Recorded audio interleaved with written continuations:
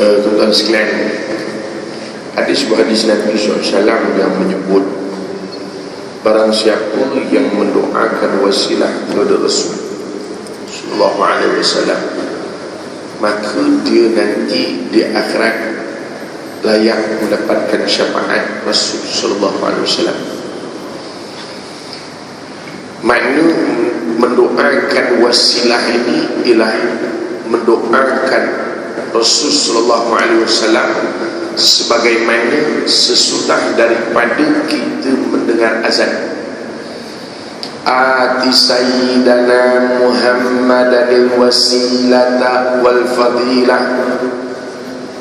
Kata Rasul sallallahu alaihi wasallam, orang yang mendoakan wasilah untukku maka layak untuknya mendapat syafaat di akhirat kelak, sebagaimana yang dinukilkan oleh Al-Imam Muhyiddin An-Nawawi dalam kitab Al-Azkar. Ini barangkali tuan-tuan ada sebagian yang menonton rancangan saya di TV Al-Hijrah, dulu saya pernah bincangkan hal tersebut. Sebab itu kita kalau azan pertamanya sunat menjawab apa yang kita dengar.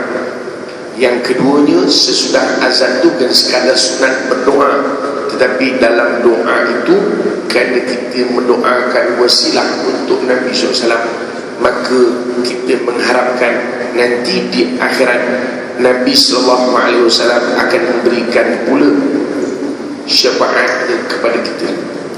Itu sedikitlah selingan. Sambung balik tadi. Sebab itu bila kita sebut cinta kepada Rasul sallallahu alaihi wasallam, dia tidak mungkin cinta yang sekadar saja.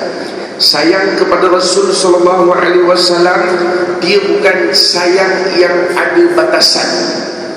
Kita barangkali sayang dengan bapa kita, sayang dengan bapa kita, ya, mungkin bila bapa kita nak bercakap kita di telefon, okey, kita mungkin sayang dengan mak kita. Kalau mak kita nak bercakap di telefon, tentu kita akan layan. Tengok saja telefon bunyi, nak keluar nama ibu, tentu kita akan angkat. Tapi kadang-kadang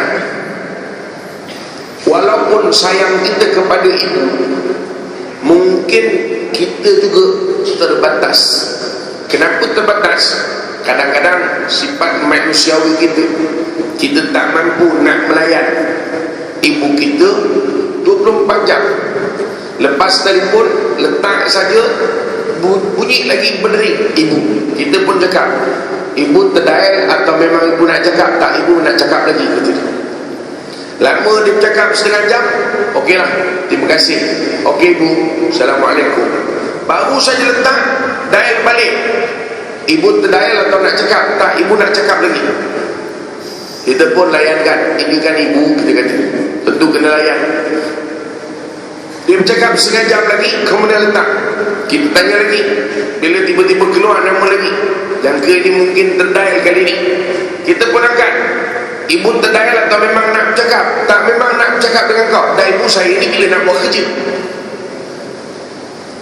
mungkin kita akan bercakap juga kepada ibu kita, bu, saya ni nak mengapak, ibu, saya nak kerja,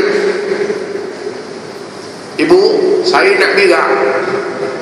Sekurang-kurang masih lagi sayang kita kepada manusia, walaupun dia seorang ibu, masih ada batasan. Masih ada batasan. Sebab itu, kalau sayang kepada Rasul sallallahu alaihi wasallam, sifatnya sebagaimana sayang kita sesama manusia. Saya nak bagi tahu dengan orang Kelang, belum lagi kita sayang kepada Rasul sallallahu alaihi wasallam. Kenapa?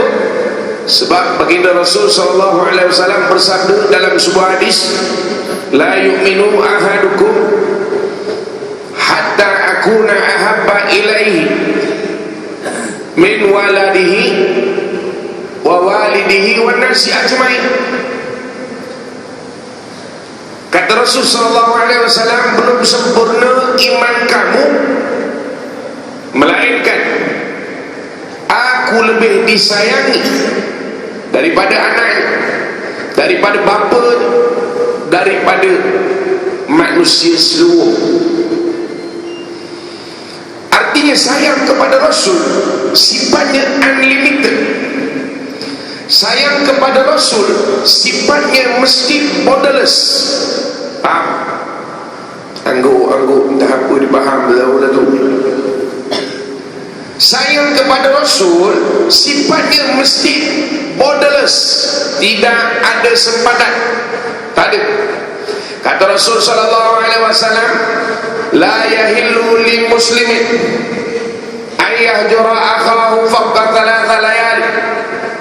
Kata Rasul sallallahu alaihi wasallam, tidak halal bagi seorang muslim tidak bertegur sapa dengan saudaranya lebih daripada 3 malam. Tuan-tuan, hati marah ni, kita marah dengan dia lama dah. Hari pertama kerana kita marah, kita tak bertegur. Hari kedua tak bertegur. Masuk hari ketiga, walaupun kita marah, walaupun hati kita meronta untuk tidak menegur dia, tapi oleh kerana Rasul suruh, Rasul kata tidak halal bagi engkau untuk engkau tidak menegur saudaramu lebih daripada 3 malam. Kita tegur. Kenapa? Sebab sayang kepada Rasul. Sebab itu sayang kepada Rasul, tuan-tuan. Kalau sekadar sayang yang kita rasa hari ini, bahkan sayang kepada lain daripada Rasul lebih lagi, kita takkan sampai kepada apa yang dimaksudkan sayang kepada Rasulullah sallallahu alaihi wasallam. Belum lagi, jauh lagi yang kita konon-konon nak mengharapkan syurga, kan? Bila dengar orang berselawat ataupun orang nyanyi tentang Rasul, Rasulullah dalam mengenangmu, oh, kita pun boleh menitiskan air mata. Kami susuri, oh, kita pun meleleh air mata. Orang baca saja ya Rasul saat kau dibaling di Taif, oh, kita pun meleleh air mata, semua temperang belaka. Pasal apa? Air mata yang kita keluarkan hanya emosi semata-mata, bukan kerana sayang. Buktinya apa? Sebab kita belum lagi berjaya, tuan-tuan, letakkan sayang kita kepada Rasul berbeza dengan sayang dengan makhluk. Rasul makhluk, Rasul adalah manusia, tetapi Rasul nak kita sayang kepada dia tanpa batasan.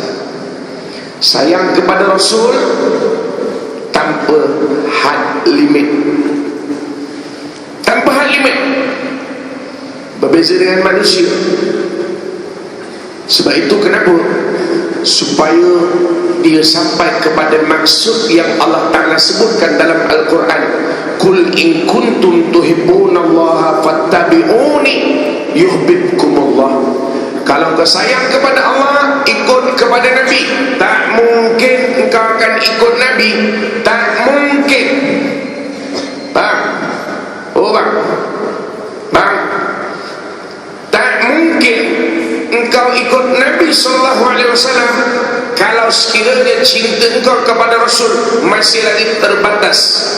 Tak mungkin kau akan ikut Rasul SAW kalau cinta kau kepada Rasul masih lagi ada batasan. Tak mungkin. Sebab itu, tuan-tuan, bila Rasul SAW sebut dalam sebuah hadis, la'ana Rasulullah sallallahu alaihi wasallam akilan riba wa mukilahu wa katibahu wa syahidai. La'ana Rasulullah sallallahu alaihi wasallam akilan riba, orang yang makan riba Nabi laknat. Wa mukilahu, yang jadi wakil Nabi laknat. Wa katibahu, yang menulis Nabi laknat, yang jadi kerani Nabi laknat. Wa syahidai, yang jadi saksi juga Nabi laknat. Tapi hakikatnya kita tak boleh tinggalkan.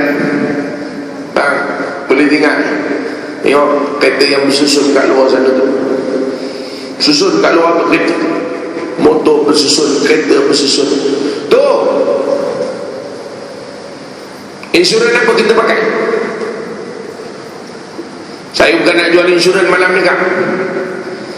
Kalau kita sekadar mengatakan kita sayang Rasul, tetapi kita belum bersedia untuk mencintai Rasul. Kalau kita kata kita umat Rasul, menangis bila disebutkan dengar kata Rasul SAW menyebutkan ummati, ummati, sedih Ustaz, saya tak boleh Ustaz. Bagaimana Rasul? Sudahlah bang, temberang bang, temberang je kita ni bang. Mana tidak kak?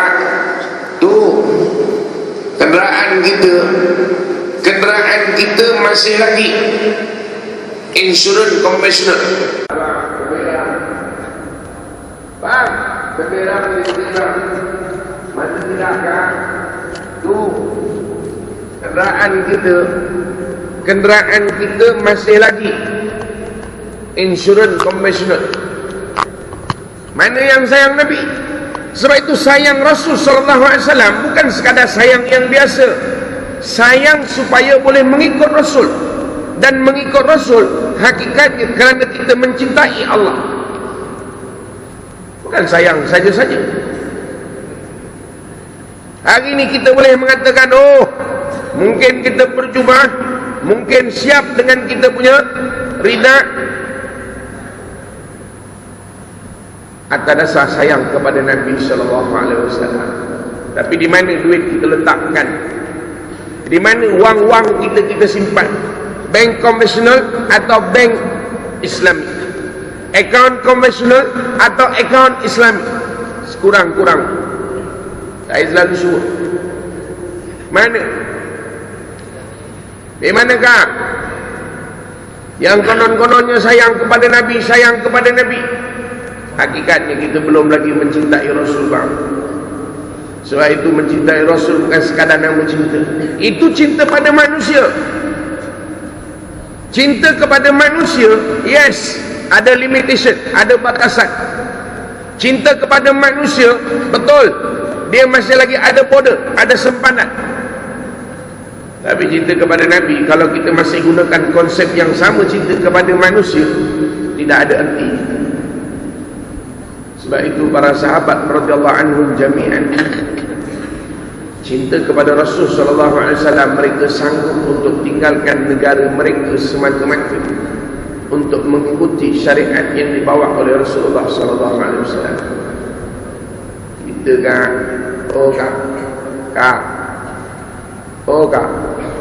cinta pada Rasul bukan main betul-betul kejap lagi balik betis pun nampak. Sekejap lagi balik tengoklah naik motor. Nanti tuan-tuan kalau tengok ramai yang tolak motor, itu semua takut betis nampak. Tengoklah.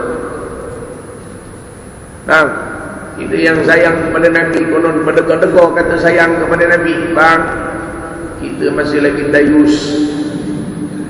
Pasal apa? Nabi SAW pesankan kepada kita supaya jangan jadi dayus, tapi kita masih dayus. Bang, dayus bukan tolong bini sedai baju. Dayus bukan maknanya tolong bini di dapur. Dayus bukan maknanya kemas rumah. Sahabat tanya, ya Rasul, wa mad dayus? Apa dia dayus ya Rasul?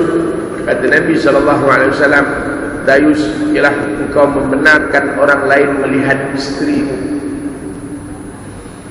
Melihat wanita ini dua je, muka dan tapak tangan. Lengan tak masuk bang. Oh bang, bini kita keluar beli ikan pakai baju kelawar, tu bukan lengan dia nampak, dengan ketiak-ketiak pun nampak kah?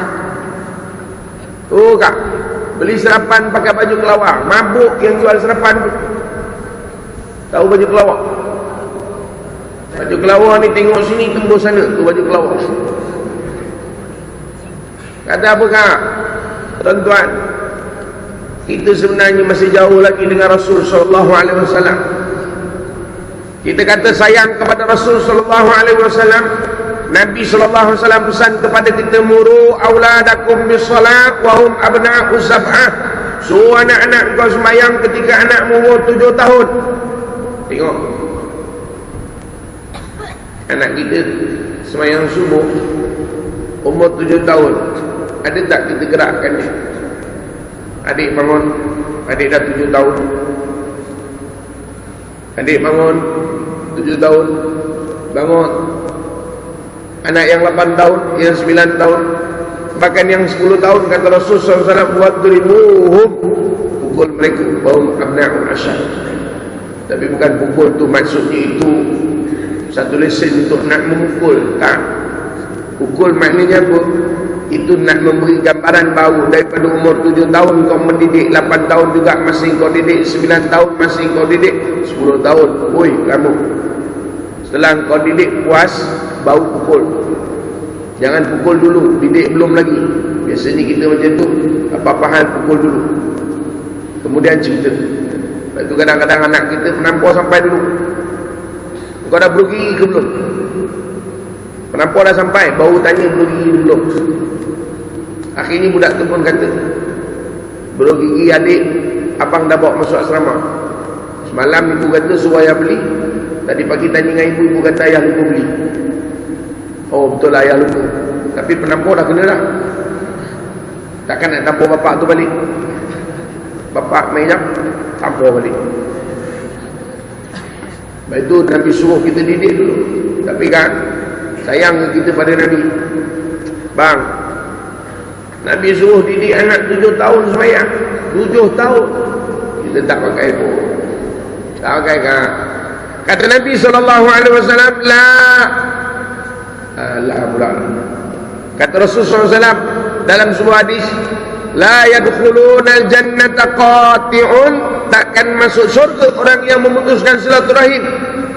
Kita kalau ke masjid dahsyat, jam pun datang juga, hujan pun kena. Kadang-kadang kalau sembahyang kita memang champion, nak menunjukkan kuatnya sembahyang, dahi tak lebam pun kita usahakan nak bagi lebam juga. Ada orang lain memang dahinya lebam sebab solat, kita solat juga dahi tak lebam, nak bagi lebam juga, nak menunjukkan kita kuat sembahyang. Orang lain turun sujud, lutut dulu kemudian tangan, kalau tidak pun tangan dulu kemudian lutut. Kita tak, kepala dulu, pasal nak bagi gelap juga dahi. Yang itu bukan dahi yang gelap, masa depan gelap. Rasa megah kita pergi ke masjid, oh hebat. Bang, betul ke kita sayangkan Rasul? Betul ke? Betul ke kita memang sayangkan Rasul? Sebab itu yang kata sayangkan Rasul ialah mengikut Rasul SAW. Itu kita banyak lagi tuan-tuan yang kita nak kita tengok. Sekadar sayang Rasul SAW pada zahirnya aja tidak ada main. Rasul SAW bukan datang untuk membawa zahiriah saja. Allah sebut dalam Al-Quran, a'udzubillahi minasyaitonir rajim, wa ma arsalnaka illa kafatan linnas. Apa lagi? Apa lagi? Tak ada harapan. Basyiran wa nadhira. Allah Ta'ala sebut dalam Al-Quran, wahai Muhammad, aku tidak utuskan kau kepada seluruh manusia, melainkan tujuan dia sebagai basyiran wa nadhira, sebagai membawa berita gembira, sebagai memberi peringatan. Di mana agama itulah agama yang Allah Ta'ala gambarkan dalam peristiwa Hujjatul Wada'. Al-yawma akmaltu lakum dinakum wa atmamtu alaikum ni'mati wa raditu lakum al-islam madinah. Al-islam dina, agama yang aku redha itu adalah Islam. Tapi hakikatnya tuan-tuan, kita hanya menyatakan sayang kepada Rasul, tapi kita tidak sekali-kali sebenarnya dalam kehidupan sayang kepada Rasulullah SAW. Sebab itu tuan-tuan sekalian, yang kedua ini saya nak beritahu, sayang kepada Rasul sehingga engkau boleh mengikuti Rasul, sehingga engkau tidak akan menyatakan apa-apa kalau apa yang dinyatakan oleh Rasul.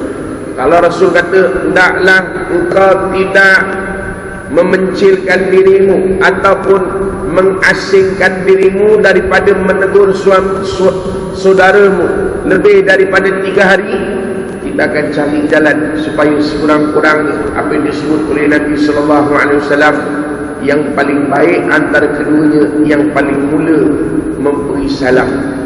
Jadilah itu yang maksudnya kita sayang kepada Nabi, sehingga kita boleh ikut Rasul SAW. Sayang untuk ikut tujuannya apa? Qul in kuntum tuhibbunallaha, sehingga kau benar-benar jatuh cinta kepada Allah. Sebab apa? Sebab Rasul sallallahu alaihi wasallam membawa syariat yang dibawa oleh Rasulullah, yang membawa syariat yang diturunkan oleh Allah Subhanahu wa taala. Ini tuan-tuan, itu yang kedua. Yang ketiga, tuan-tuan, selama diringkas je. Kalau tuan-tuan tak faham tak, terukkan maksimum. Yang ketiga, saya pun sebenarnya tuan-tuan tak dapat nak panjangkan ya.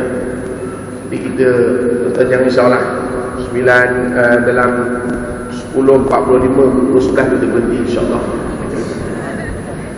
Boleh? Slow je boleh? Boleh ke tidak?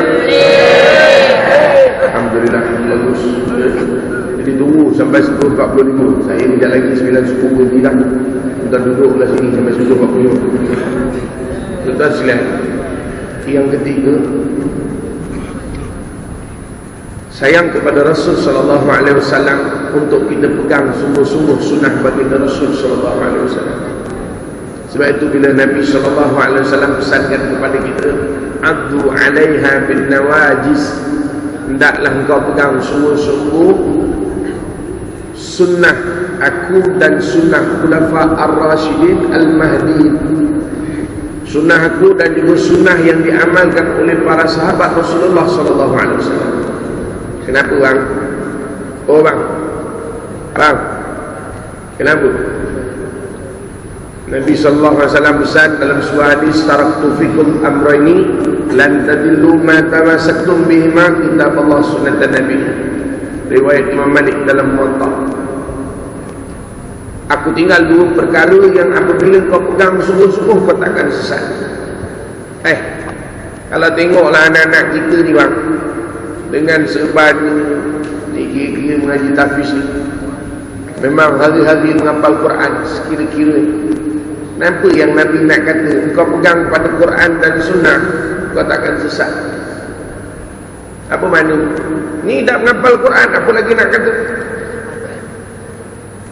Nabi kata, engkau berpegang pada kedua-duanya, kau takkan sesat. Kenapa? Sebab tuan-tuan, hari ini kita berada pada zaman yang keempat daripada 5 zaman umat Nabi sallallahu alaihi wasallam. Yang kata Rasul sallallahu alaihi wasallam dalam hadis riwayat Imam Ahmad ini, apabila sampai pada zaman yang kelima, Nabi sallallahu alaihi wasallam menyatakan dalam hadisnya, "Tsumma takunu khilafatun ala minhajin nubuwah."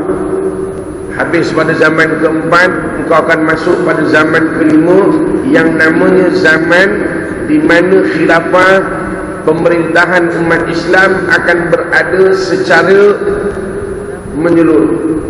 Umat Islam akan bersama-sama di dalam satu kepimpinan, yang kata Rasul sallallahu alaihi wasallam, kepimpinan masa itu sebagaimana zaman Rasul sallallahu alaihi wasallam. Habis Nabi menyatakan begitu, dalam riwayat tersebut menyatakan summa sakata, kemudian Nabi diam.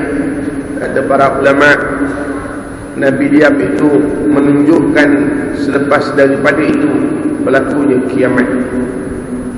Tuan-tuan sekalian, sebenarnya hadis tentang 5 peringkat yang akan dilalui oleh umat Nabi sallallahu alaihi wasallam ini seolah-olah menggambarkan kita hadis yang kita bacakan daripada riwayat Imam Malik itu adalah satu-satunya penyelesaian untuk kita semasa berada pada zaman yang keempat. Dia zaman pertama yang disebut takunu nubuwwatu fikum ma sya'allahu an takun thumma yarfa'allahu thumma yarfa'ha idza sya'a an yarfa'ha. Zaman yang pertama Nabi gambarkan pada ketika itu Nabi bersama dengan kamu. Yang ini kita tak hidup lagi. Ini 1400 tahun dulu tuan-tuan. 1400 tahun dulu Rasul sallallahu alaihi wasallam ada bersama para sahabat. Sahabat nampak Rasul, apa yang dilakukan oleh Rasul sallallahu alaihi wasallam, sahabat tiru. Apa yang dilakukan oleh para sahabat yang tidak menepati, Rasul tegur. Kehidupan baginda Rasul sallallahu alaihi wasallam jadi contoh. Masyarakat pada ketika itu mencontohi Rasul sallallahu alaihi wasallam. Ini zaman yang mula-mula, zaman yang orang melihat akhlak Rasul sallallahu alaihi wasallam sebagaimana yang digambarkan oleh Sayyidatina Aisyah radhiyallahu anha ummul mukminin. Kana khuluquhul Quran. Akhlak baginda Rasul sallallahu alaihi wasallam itu adalah Al-Quran. Ini bila?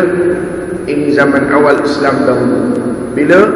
Kata Nabi sallallahu alaihi wasallam, "Tsumma yarfa'aha idza syaa'a ay yarfa'aha." Allah angkat zaman itu bila-bila masa yang Allah kehendaki. Ternyata Rasul sallallahu alaihi wasallam setelah berada bersama dengan umatnya selama 63 tahun, fatawaffahallah, maka Allah pun mewafatkan baginda Rasul sallallahu alaihi wasallam. Sebab itu bila turun ayat al-yawma akmaltu lakum dinakum wa atmamtu alaikum ni'mati wa raditu lakumul Islam madinah, para sahabat menangis. Bila ditanya kepada Sayyidina Umar, mengapa kau menangis? Laisa ba'dal kamal illa nuqsan. Tidak ada sesudah kesempurnaan melainkan akan berlaku pengurangan. Apabila agama telah sempurna, maka nanti sudah tidak diperlukan lagi di muka bumi kerana agama telah sempurna.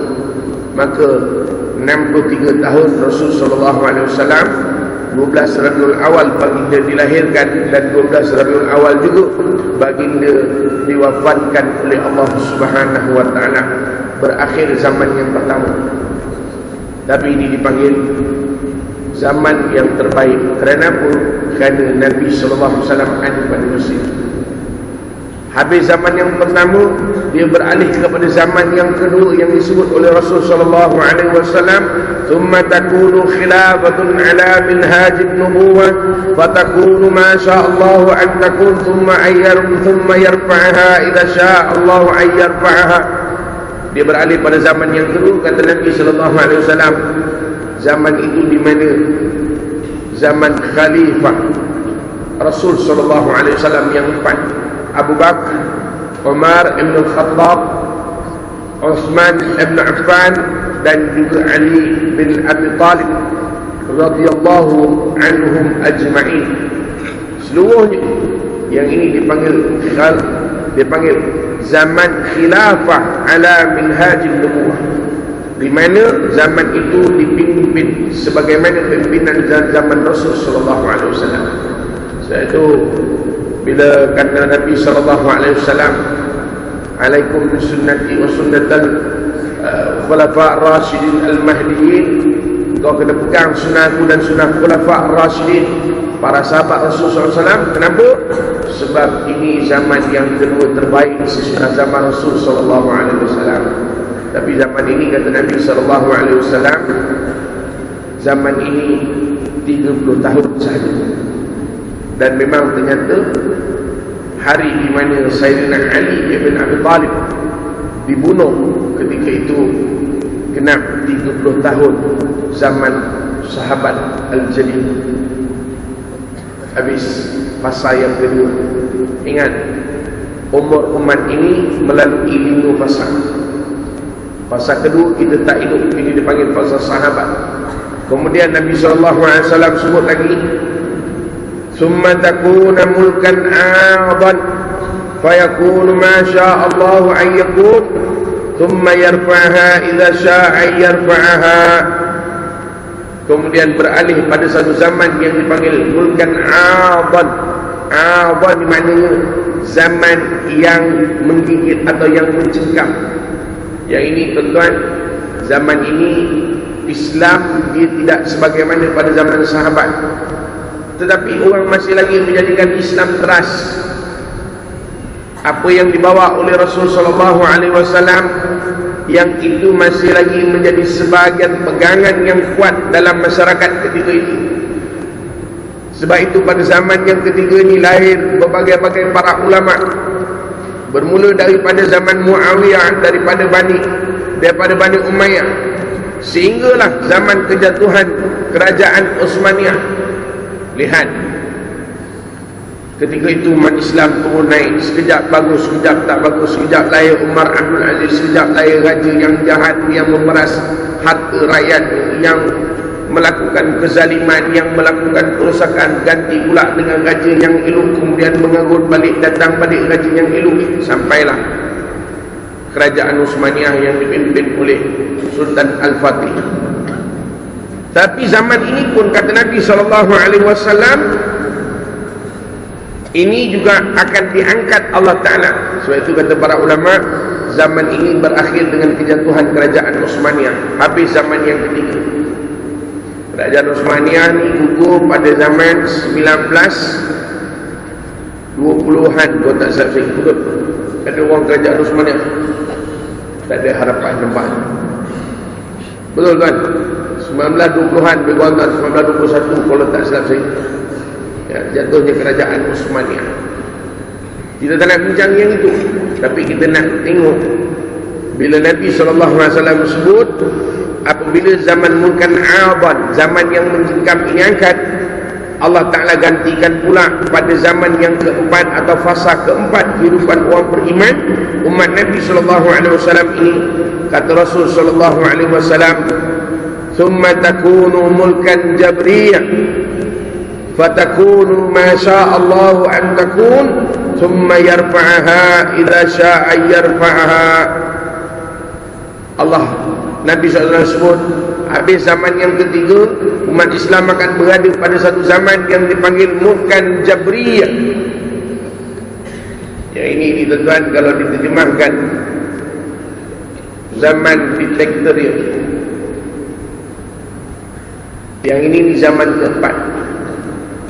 Sebelum zaman kelima, yang kata Nabi SAW, zaman kelima ialah takunu khilafatun ala minhajin nubuwah. Umat ini akan kembali dipimpin, dan kepimpinan masa itu seolah-olah pada zaman Rasul SAW. Ini belum ada lagi. Kita di antara 3 dengan 5. Kita tak ada pilihan. 3 dikatakan para ulama berakhir pada kerajaan Utsmaniyah. Ada orang yang hidup zaman kerajaan Utsmaniyah hidup lagi? Tak. Siapa hidup zaman kerajaan Utsmaniyah?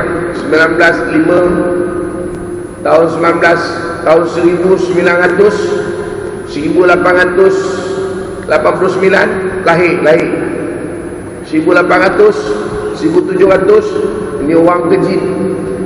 Tak ada tuan-tuan. Sebab itu bila para ulama sebut zaman yang ketiga berakhir pada kerajaan Utsmaniyah, hari ini kita tak ada pilihan antara 4 dan 5. Yang 5 para ulama mengatakan belum lagi. Yang pasti kita pada zaman yang keempat, yang dipanggil apa? Mulkan Jabriyah, zaman diktatorial. Yang ini ni tuan-tuan, saya suka melihat maksud diktator ini bukan dari segi pemerintahan, tetapi hakikatnya diktator itu ialah satu sifat. Orang yang duduk dalam pemerintahan diktatorial, dia tak boleh keluar daripada undang-undang diktator. Dia tak ada pilihan, dia tidak ada jalan untuk keluar. Itu diktator. Sebab demokrasi lain. Kalau demokrasi dia dibagikan ruang untuk beri pandangan, tapi kalau diktator, you have no choice. Understand tak? Saya minta maaf, pukul 9 cakap putih tuan-tuan. Bila kita sebut zaman ataupun kita sebut metode diktatorial, maksudnya you have no choice. Kau tidak ada pilihan. Kau hanya ada satu pilihan saja. Apa dia? Yang ditentukan oleh zaman itu. Sebab itu bila sebut zaman sekarang ini, zaman yang keempat, tuan-tuan, saya suka melihat kepada sistem. Tengok tuan-tuan tengok. Hari ini kita belajar untuk apa? Belajar untuk apa? Tuan-tuan, kita hari ini walaupun mengaji Al-Quran, walaupun kita mengaji agama, kita telah terikut-ikut dengan cara pemikiran barat melihat pendidikan, bukan sebagaimana yang dikehendaki dalam Islam. Allah sebut dalam Al-Quran, a'udzubillahi minasyaitonirrajim, innama yakhsyallaha min ibadihil ulama. Orang yang takut pada Allah, orang yang ada ilmu. Hari ini tuan-tuan, bang, oh bang, tu tahun sudah hujung tahun, jadi ke-9, seorang pelajar main tapis ditangkap berdua-duaan dalam hotel. Nak kata apa? Ini bukan pelajar yang belajar lukisan. Bang, jangan pelik. Bukan kita nak tuhmah yang ditangkap, tapi kita nak beritahu you are now. Yes, understand? Saya pun tak tahu nak sebut apa, tapi nak beritahu kau sekarang berada pada satu zaman fitnah yang kau tak boleh simply keluar. Tak boleh. Tak kira lah who you are. Tak kira lah kau menghafal Quran, kau imam, kau ustaz, kau mengaji kuliah maghrib, kau dengar ceramah, belum mesti kau boleh keluar. Tak? Faham? Belum. Ini zaman. Sebab apa? Sistem detektor dia. Tuan-tuan cari makna detektor dalam kamus. Makna detektor dalam kamus. You have no choice. You have no choice. Tengok hari ini, kalau nak bilang dengan jari berapa orang yang tak ada Facebook. Oh kak, berapa orang yang tak ada handphone yang pakai ataupun dipanggil handphone bijak, panggil apa? Handphone pintar. Cuba tanya, semua handphone ada. Kenapa? This is, yes, ini zaman kan, we have no choice. Kita tak ada pilihan. Tak ada pilihan. Tuan-tuan nak lari mana?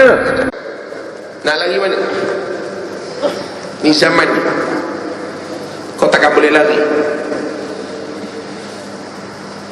Wa ma hulul, apa jalan keluar, apa penyelesaian, how to solve, apa nak selesaikan. Tuan-tuan, ada satu penyelesaian. Nabi sayang kepada umatnya. Nabi tahu apa yang akan berlaku di akhir zaman. Nabi tinggal siap dah. Macam kita lah tuan-tuan, sayang bapak kita pada kita, dia bagi duit siap-siap. Pasal apa? Supaya tak kebulu boleh belanja. Nabi tak bagi kita duit.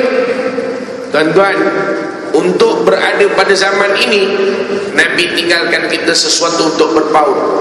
Walaupun kau berada pada satu zaman yang mengungkung kau, zaman di mana sistem yang menguasai kau tak boleh keluar. Mana ada? Hari ini orang belajar, sorry to say tuan-tuan, kita kadang-kadang bobot-bobot nak hantar anak sekolah agama, sekolah tapis. At the end kita nak jadi anak kita jadi apa? Kita sendiri menjadikan anak kita supaya anak kita mencintai dunia, jadi orang yang gilakan dunia balik, tapi mengaji juga apa? Kadang-kadang kita sendiri yang merosakkan anak kita, hantar anak mengaji agama, tapi di rumah bi'ah salihah tak ada. Kita yang merosakkan dia balik. Kenapa? Di tempat dia mengaji, anak-anak dapat bi'ah yang baik, dapat environment, suasana yang baik, yang menepati kehendak agama. Tapi bila balik ke rumah, tak ada gak, tak ada. Kenapa? Ini hakikat dia tuan-tuan, ini zamannya. Itu kita tengok hari ni bang, bank-bank yang ada konvensional, tengok insurans yang ada hari ini konvensional, seluruhnya orang berurusan secara riba, orang berurusan secara judi. Dalam insurans konvensional ada unsur maisir judi. Saya dah terang tadi tuan-tuan, saya malah nak terang lagi. Kalau tuan-tuan nonton saya di TV Ali Jerang, saya dah bincang dulu dalam kitab halal haram. Kalau tuan-tuan nak tengok balik, tuan-tuan boleh tengok dekat website dia, www.alihjerahmedia.com. Tuan-tuan boleh tengok balik perbincangan saya. Hari ni tengok bahawa ini Al-Fadhil Dr. Zaharuddin Abdul Rahman ada terangkan tentang KWSP. Orang yang keluar duit KWSP, berapa keluar? 680,000. Oh, apa buat? Habis pergi jalan-jalan, pergi makan, beli kereta, buat rumah. At the end baru tanya ustaz, duit tu nak kena zakat ke ustaz? Oh zakat, duit dah habis dah. Baru nak tanya, ustaz, rupanya ada duit yang haram dalam tu, macam mana nak buat? Maka diceritakan macam mana nak tolak, berapa yang boleh pakai, berapa tak boleh pakai. Tak nak. Kenapa?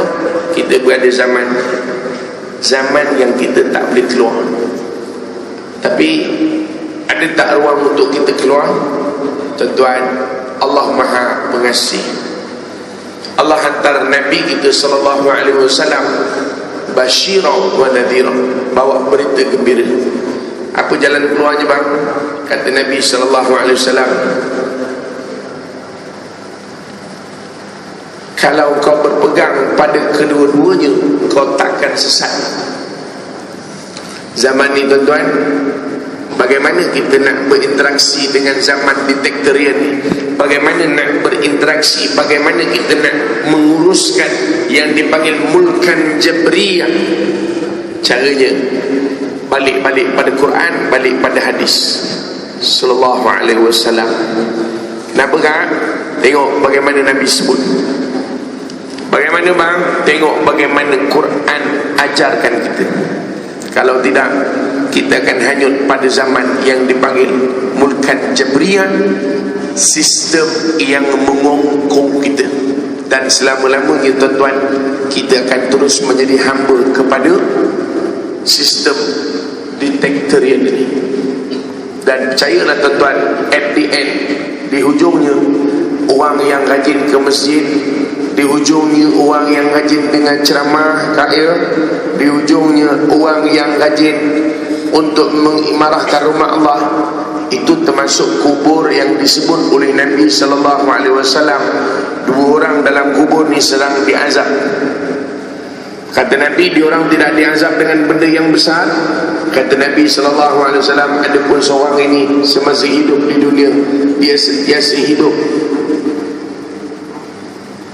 dia panggil istilahnya menjaja-jaja cerita orang lain dalam kehidupan. Dia rajin ke masjid, dia jadi jemaah tetap masjid, dia orang yang mengimarahkan masjid. Tapi tuan-tuan, dia mati, termasuk dalam kelompok yang disebut oleh Nabi SAW. Dua orang ini yu'adziban, sedang diazab oleh Allah Subhanahu wa taala. Kita nak sebut kenapa tuan-tuan? Di zaman ni simple saja. Kenapa kan? You have WhatsApp group. Siapa yang tak di WhatsApp group? Saya boleh kata tuan-tuan, majoriti ada. Majoriti, saya tak kata semua ada, majoriti. Dan saya beranilah untuk meletakkan 90% ada WhatsApp group. Tuan-tuan, 90% ada WhatsApp group. Tengok kita copy paste. Siap tulis bawah tu, yang ini ni sila copy dan paste untuk pengetahuan orang lain demi agama tercipta. Oh, pandai. Ayat di bawah tu kita sedang dimainkan, kita sedang dibolak-balikkan dengan zaman yang keempat ni. Yes, tuan-tuan tengok yang ada Facebook yang mengupdate gambar, terlentang, terguling, tertongging, semua ada bang. Oh bang, siapa tu? Isteri kita. Siapa tu bang? Anak kita. Anak siapa? Anak orang yang kalau dibuat qiyamul lail, kitalah orang yang datang. Isteri siapa? Isteri kalau ada puasa Isnin Khamis, kita lah orangnya. Kenapa? Sebab kita termasuk dalam kelompok dayus yang disebutkan oleh Rasul sallallahu alaihi wasallam. Apa hal? Sebab kita berada pada satu zaman yang dipanggil mulkan jabriyah. Boleh keluar? Yes. How to solve? Yes. You have chances. How? Kata Nabi SAW, taraktu fikum amrani lan tadillu ma tamasaktum bihima. Kitab Allah, sunnah Nabi. Kalau kau pegang sungguh-sungguh pada Quran dan sunnah hari ini, kau selamat. Tuan-tuan, ini yang ketiga, yang keempat yang saya nak sebut dalam ceramah hari ini, dan ini sebagai penutup. Jam 9.30 dah. Pok tenang, saya sebenarnya nak cabut lagi awal, tapi pasal Ustaz sebut kata 9.30 ni, saya berhenti 9.30 juga Ustaz. Walaupun saya terus cabut terus, saya ada program satu lagi tuan-tuan. Saya sebenarnya semalam pada waktu yang sama sekarang ni, tetapi hari semalam saya berada di Penang, pagi tadi saya berada di Johor Bahru. Malam tadi habis program lebih kurang pukul 10.30, 10.45. Pagi tadi pukul 8 pagi di Johor Bahru. Ya, sekejap tadi pukul 7 di sini. Ya. Besok malam pada waktu yang sama saya berada di Muar pula. Tak apalah tuan-tuan, hidup ni biar sibuk, rehat nanti di syurga. Kalau tuan-tuan nak rehat sekarang, takut mati tak rehat pula kita, payah kan? Jadi eloklah letih sekarang, besok rehat. Faham tak? Oh tak? Saya nak tinggalkan ni tuan-tuan, ceramah ni untuk tuan-tuan fikir, bukan tuan-tuan je, sama-sama kita fikir, supaya kita lihat ini zaman yang disebut oleh Nabi SAW mulkan jabriyah. Sama ada nak duduk dalam tu redha, terima seadanya, atau kita pilih jalan untuk keluar, menyelamatkan diri kita daripada dibolak-balikkan oleh zaman yang disebut oleh Nabi SAW mulkan jabriyah. Tuan-tuan, realistik, jangan kita tidak realistik. Ada orang kadang-kadang dia tahu zaman ni macam itu, TV tak ada, di rumah telefon tak ada, itu tak realistik tak? Kenapa tak realistik? Sebab bila kita keluar rumah, kita tetap akan jumpa TV. Nanti kita tetap akan ada telefon. Sekarang bukan ada telefon awam, mana ada orang pakai. Tuan-tuan, apa yang kita perlu ialah fahamkan betul-betul Al-Quran, fahamkan betul-betul As-Sunnah. InsyaAllah dua ini jadi penyelamat kita pada zaman ini, sementara kita menanti datangnya zaman yang kelima. Thumma takunu khilafatun ala minhajin nubuwah. Umat ini akan kembali dipimpin, dan pimpinan ketika itu ialah sebagaimana pada zaman Rasul sallallahu alaihi wasallam. Tuan-tuan sekalian, cukup sekadar itu sebagai peringatan kita sempena kita memperingati Rasul sallallahu alaihi wasallam. Mudah-mudahan kita benar-benar menghargai kedatangan baginda Rasul sallallahu alaihi wasallam kepada kita umat baginda Rasul sallallahu alaihi wasallam. Jangan lupa, saya pesan tadi, bila disebut nama Nabi SAW, selawatlah. Jadilah kalau bunyi jadilah kurang-kurang bersungguh kita untuk berselawat kepada Nabi sallallahu alaihi wasallam. Wallahu a'lam. Aku qali hadza, astaghfirullahal azim li wa lakum. Wassalamualaikum warahmatullahi wabarakatuh. A'udzubillahi minasyaitonir rajim. Bismillahirrahmanirrahim. Alhamdulillahirabbil alamin. Shalatu wassalamu ala asyrafil anbiya'i wal mursalin sayyidina Muhammad wa ala alihi wa sahbihi ajmain. Allahumma اللهم اجعل جمعنا هذا جمعا مرحوما وتفرقنا من بعده تفرقا معصوما اللهم أرنا الحق حقا وارزقنا اتباعه وأرنا الباطل باطلا وارزقنا اجتنابه صلى الله على سيدنا محمد وعلى آله وصحبه أجمعين والحمد لله رب العالمين. Qabbalallahu minna wa minkum. Tuan-tuan sekalian, saya nak ambil sedikit saja masa untuk nak memberitahukan sedikit kepada tuan-tuan. Di belakang sana, kalau tuan-tuan lihat di luar, ada kalender 2016 untuk tuan-tuan miliki. Tapi bawa tenang, bukan ambil, cukup bayar orang. Kalender yang itu kalender yang diletakkan di dalamnya pesanan ataupun doa atau zikir daripada Tuan Guru Datuk Ismail Kamus. Jadi siapa yang nak miliki untuk 2016 kalender masih ada di belakang sana. Mudah-mudahan bila kita tengok kalender tunjuk majalah, bila kita menyelam ada zikir, ada doa atau kata-kata yang baik yang boleh kita amalkan, yang kita ambil daripada Tuan Guru Datuk Ismail Kamus di belakang sana, dan ada juga punya wangi yang telah disifahkan oleh Tuan Guru Datuk Ismail Kamus. Mudah-mudahan berkat doa orang-orang alim ini kita dapat keberkatan.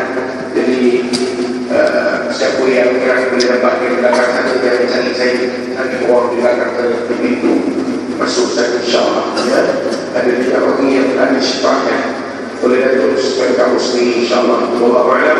Assalamualaikum warahmatullahi wabarakatuh.